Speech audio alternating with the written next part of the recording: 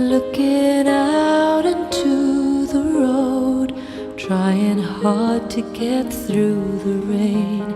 Even when the skies are gray, you're always there to show the way. Telling me things I need to hear, a gentle hand but a firm command. You've taught me lessons to succeed, shared your wisdom we all need.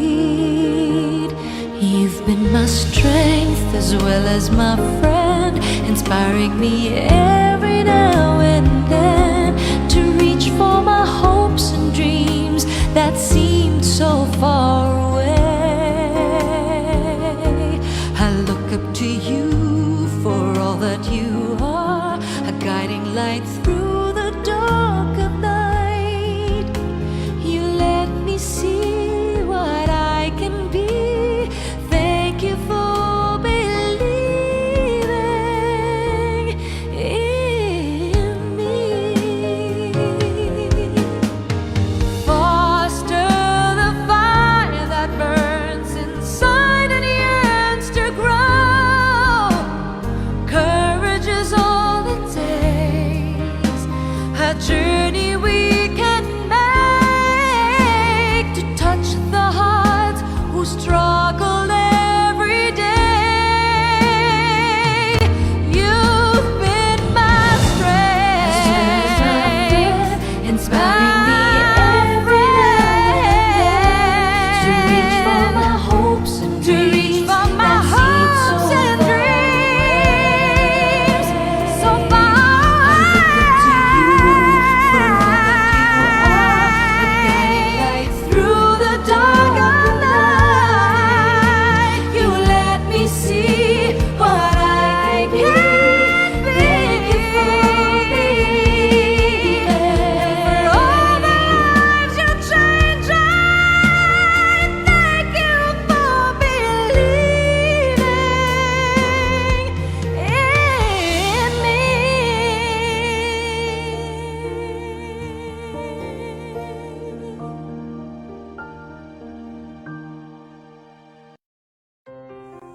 For the realization of one of our new administration's 7-point agenda, specifically the yearn for excellence in teaching and learning. It is the aim of the center to be an enabling hub for achieving institutional goals and to manage as well as supervise the introduction and implementation of new pedagogies and start building the innovative teaching and learning ecosystems to produce quality graduates that are not only educated to support and work in an industry or company, but also educated to become innovative entrepreneurs, innovators, and leaders. It is the mission of CITL to be a faculty support that will facilitate the integration of the innovative framework or paradigm, such as the CDIO, or the Conceive, Design, Implement, Operate, and also the integration of the design thinking in the academic programs. It is also the goal of the center to provide a venue where effective educational strategies, best teaching evidence-based practices, and pedagogy are shared among faculty members. Furthermore, the center facilitates the design of the courses or programs to sustain and promote the teaching of innovation, so our students are provided with a learning environment where creativity thrives and innovative minds are encouraged and developed.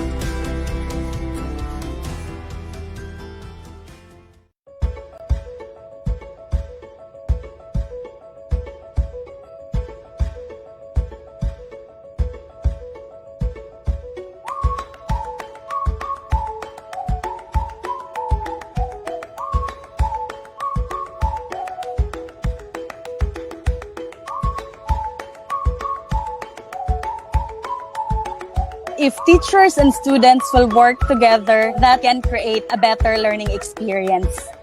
Kinahanglan yun nga atong mga students is kabalo sila mo troubleshoot or to be tactful. Yes, at my end, I would be telling them, of course, no, Note the proper use of words.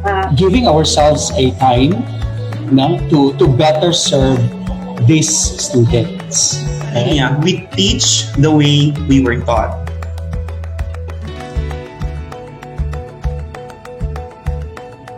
Importance of this forum, teachers and students exchange ideas. The student itself will feel that they are important. Atong estudyante, they feel that they are being cared.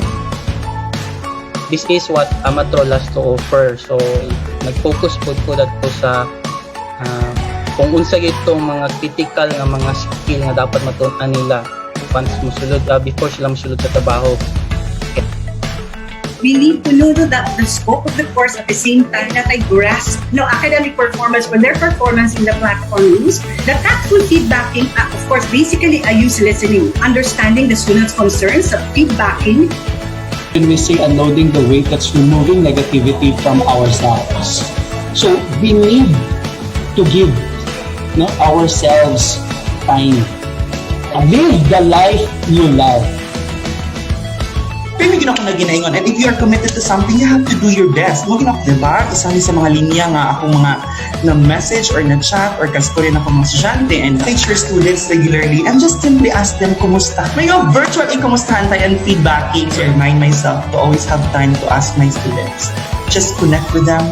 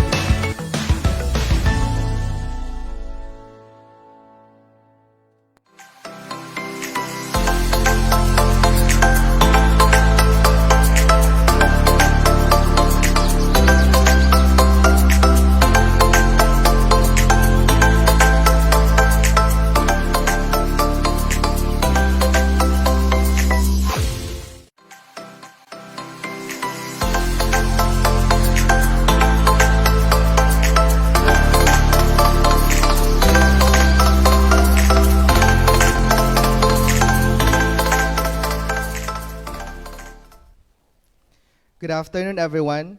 Thank you very much for gracing us with your presence, both physical and virtual. I am Jasper J. Hemantiza, the program head for Innovative Teaching Series. EDConvos is like a particular CITL program such as sharing the flexible teaching experience and Bass Buffet.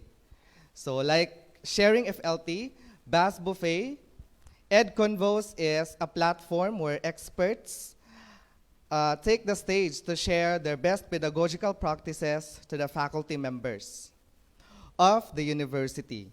EDConvos tagline, share, influence, educate, epitomizes the CITL's purpose of the program, which are to share best practices on specific pedagogical areas, to influence instructors and professors towards augmenting and innovating their instructions, and to incorporate and implement the practices and ideas in class to educate the learners in best ways possible.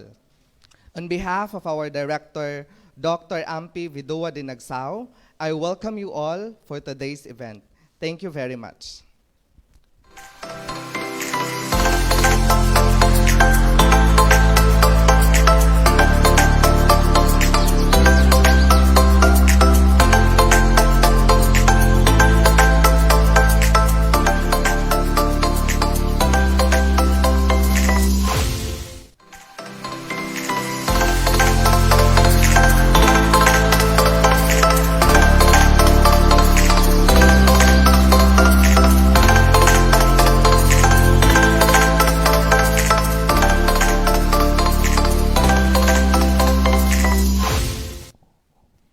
Normally, a teacher stands face-to-face with his student to impart knowledge, so students can learn from subject matter delivered to them by the teacher. But due to this pandemic, we were abruptly forced to deliver lessons online on an online platform away from our students. This sudden shift to virtual classroom setup brought us teachers and students into different daily technical struggles and the teaching and learning adjustment situations. Today, I will be sharing to you one moment in my class when our topic discussion was about current trends in computing, impacts of computing in the society, and appreciation of computing profession. There were so many things to discuss as computing is a very broad discipline, overwhelming the students about Internet of Things, virtual reality, augmented reality, machine learning, cyber threats and cybersecurity, artificial intelligence, and so on and so forth. The list could go on. And to inspire interaction during our synchronous virtual session, I threw one question to them. If you resume to face-to-face classroom setup one day soon, who would you like to be inside the classroom? An AI robot teacher or a human teacher? So here are some interesting and opposing students' views I quoted. One student said, "I would love to see an AI teacher, ma'am. I'm curious and I wanted to have a feel and experience of it. That must be cool." Another student said, "I don't think I'm comfortable with the AI robot teacher, ma'am. Can it speak our language? How does it understand our question?" And then one student said, "We are IT students. We should embrace technology. I will be very excited and curious to be inside a classroom with an AI robot teacher, ma'am. But can I ask a favor? Please allow a human teacher side by side with an AI robot, because if we want to ask questions about the lessons, I am sure an AI robot teacher can answer us. But there will be times when we raise some concerns.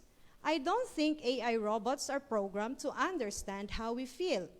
We need human teachers for our human needs too, ma'am." So you see, it's just one question, but it stirred all of them. It gave a venue for my students to share different views and opinions based on their knowledge and alongside their values. So that one question resulted in a sort of class debate. So most of the time, we tend to ask very objective and close-ended questions. We forget that our students are individuals who think beyond one-worded answer. They can tell us perspectives we have never heard of or have not seen before. The moment we give them the opportunity to express their hidden ideas, we are inspiring them to talk more and to engage. So you see, one question are just this for the purpose of checking students if this knowledge stick in their brains. Questions are potent tools we may not have often used correctly in the past to spark engagement within our learning environments. A study published in South Florida Journal of Development last 2021 by researcher Cardenas says that teachers use questions in the classroom to involve students in discussions and promote interactions, and that proper questioning makes interaction and communication between teachers and students more valuable and insightful.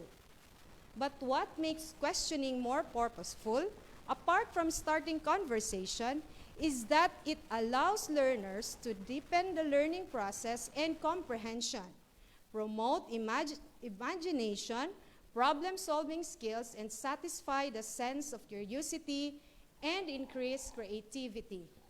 These are the benefits in the study conducted by Solfagari in 2011 on the role of questioning in the teaching and learning process. So when we pick the right questions, it will eventually lead to another question and then to another. It is a continuous loop of inquiry, and the more we go deeper into the questions, we gather more profound answers. All the more, students will think and weigh their thoughts when the interaction is that engaging and deep. It will encourage our learners to answer carefully, and there will be no room for shallow responses, but only relevant, high-quality ideas. So after my students' exchanges, I then had a chance to inject reflections about how important IT professionals' concepts and ideas are towards the design of the user interface, for instance, of that AI robot teacher, and how to integrate technology into systems that will not harm or alter human morality. I ended with that note, but for sure, my students will still think about that question after my class, since it apparently disturbed them. So this is where the challenge for us educators. We have to open the doors for our students, and what better way to open the doors for them is through a well-thought-out question. If we want to manifest intelligence and creativity in the classroom, we first look at our students as thinkers. We also need to assume that they are in our class with a curious mind, and we have to tap that resource of knowledge. With that note, allow me to ask this question. As educators, are we human enough to allow our students to engage in their thoughts, emotions, and perspectives? Or have we become the AI robot teachers in a human body? You decide. Thank you so much for listening, and good afternoon.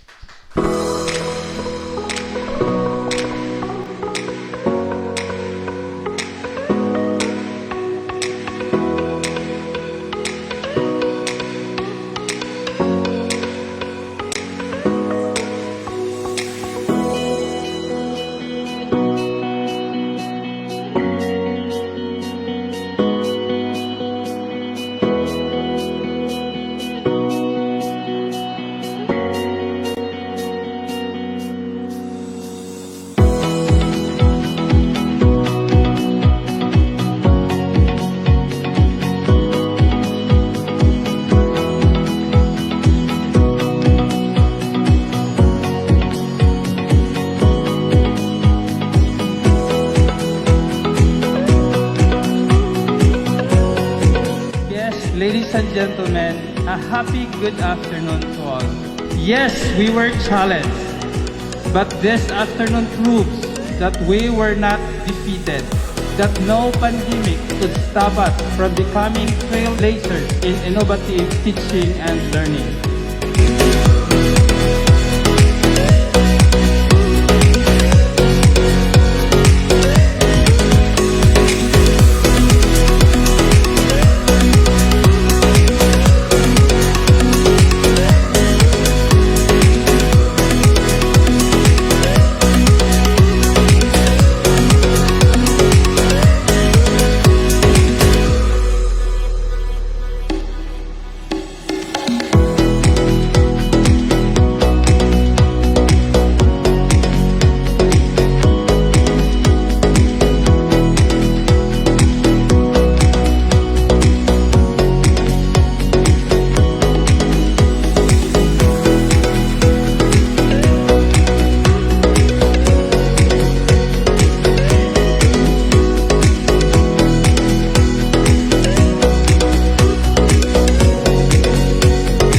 Of the USTP community, and thank you for your outstanding performance and for upholding the USTP's attitude of excellence.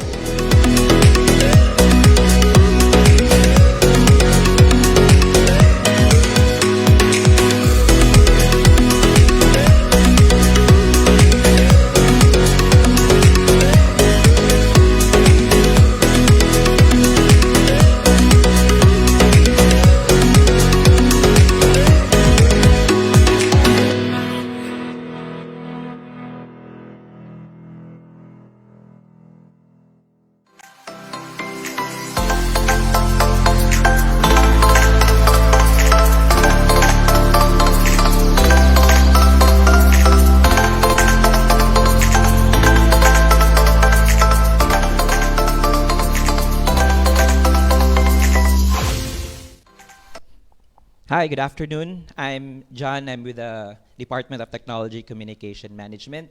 And this afternoon, I would like to tell you a story. And this story is all about Rosa Parks. Rosa Parks is an African-American seamstress who took the risk of her life and sparked a civil rights revolution in the 1960s. How did she make it happen? Well, here's how. One day, there were 4 white people who got onto a packed bus and 3 black people gave up their seats. That was the rule in the state of Alabama where race was divided. But Rosa Parks remained seated. It's not because that she was angry, but it's because she was sick of being forced to do so. And when Rosa Parks refused to give up her seat, the driver stopped the bus and fined her $14, which was, during that time, it was already a lot of money. That one defiant action of Rosa Parks set the ball rolling. And then a young preacher named Martin Luther King Jr. became famous. He led the boycott and the movement that called for ending the legal segregation of the African Americans in the United States. His dream of a United States that is void of segregation and racism was captured in his most famous speech, "I Have a Dream."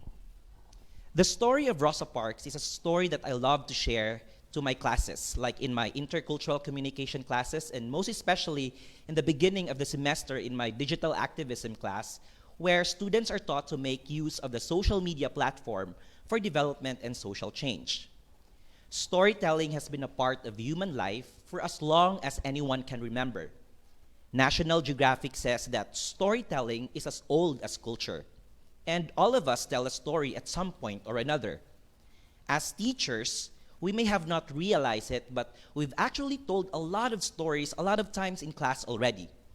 These stories may be personal or not, but are always relevant to the topic that we're teaching in our class. Storytelling has been here even before the screen, the PowerPoints, and this clicker on my hand. Storytelling is one of the oldest forms of teaching, and teachers like you and me are storytellers. So, how do we do it in the classroom? How do we blend the concepts and stories together? Well, we either tell the whole story and then identify elements of the story that relate to the concept we're teaching, or we explain a concept and then tell a story to illustrate it. If mastered, storytelling or the narrative approach can be beneficial in the context of learning. Here's what storytelling does and how it engages our students. Well, first, storytelling changes the pace in the delivery of the lesson. It provides a break from what could have been a monotonous discussion of concepts.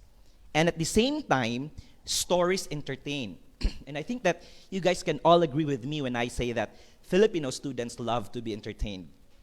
I remember that story I used to share in relation to colors as part of my visual communication class. This story happened a long time ago, and I attempted to take a shower in a hotel when I was in Hong Kong to attend a youth summit. I suffered from a burn in the lower extremity of my body because I turned the knob towards the red colored sign, which means that hot water comes out of it if the knob is turned in that direction.